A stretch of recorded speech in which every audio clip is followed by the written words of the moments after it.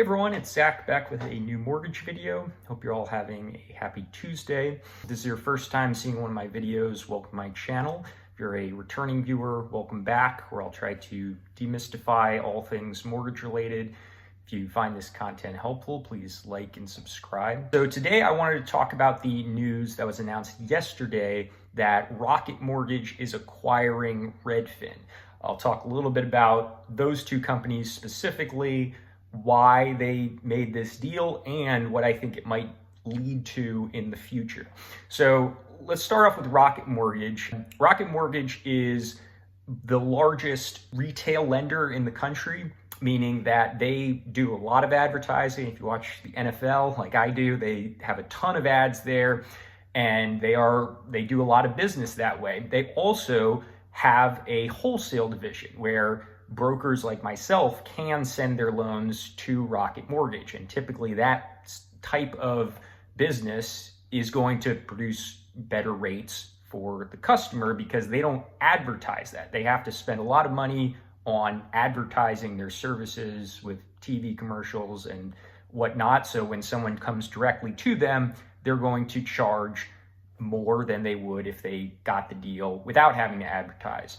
So that's their business. They spend a lot of money on advertising. They get a lot of people contacting them directly, and they have a program out there right now where they will refer clients to realtors with the expectation that the realtor is going to continue using them as the lender. So that's Rocket. Redfin is a real estate brokerage that is kind of also a tech company. They have a website similar to Realtor.com and Zillow, where they just list homes for not just their own agents, but for anyone. And their big selling point is that if you use them to list properties, they will do the buy side for 1%. So they're kind of a cut rate brokerage with a tech angle to it. So both companies generate a lot of business themselves. Rocket through advertising, Redfin advertising as well, but also from people coming to their site, advertising really their site more so than their brokerage necessarily. When they do advertise their brokerage, it's more about, hey, we'll do it for cheaper than anything else. So what this will allow, the reason I can see this merger is that, for one, Redfin is already kind of on the forefront of the tech side. Rocket Mortgage does a lot of digital advertising, their process, trying to automate it. So they're very tech-centered. So that combination makes sense. And the fact that they are already kind of set up to refer deals to real estate agents, now they have complete control in that process, and they can kind of pick and choose how they want to charge clients, rather than Redfin right now charging 1% on the buy side. If they want, they can charge 2% and then charge less on the loan. There's a number of ways they can slice it, but the ultimate benefit for them is having complete control over the overall transaction. So what does this mean for the industry? I could see a couple different potential deals like this.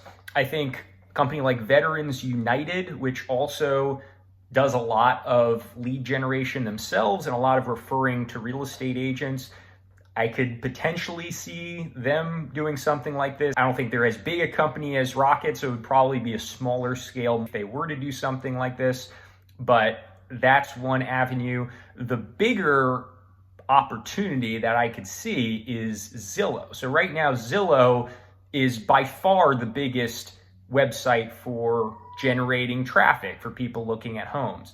And they have their own mortgage company in-house. They sell leads to real estate agents, and it seems like they are transitioning towards trying to sell a large amount of leads to fewer realtors rather than small amounts to a bunch of them, which makes sense. Having been on that side of things, I worked for Realtor.com for a while.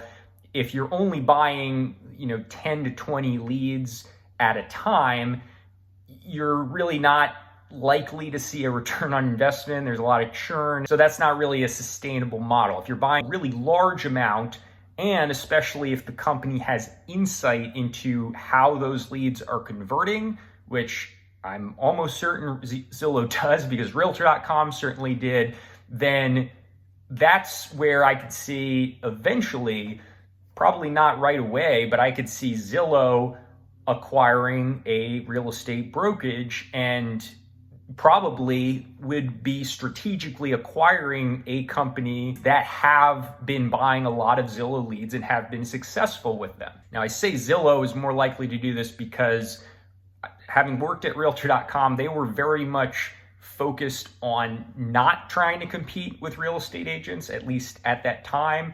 Now, certainly the power of more profits could certainly change that direction, but at least when I was there, that was a big focus. The other factor is Zillow is their own company, their own, stock, whereas Realtor.com is owned by News Corp, which has a bunch of different avenues. That's not the only source of revenue for News Corp, whereas Zillow is the only source of revenue for Zillow. Let me know what you think in the comments below, or as always, you can call, text, or email me. But thanks for tuning into this one, and I will see you next time.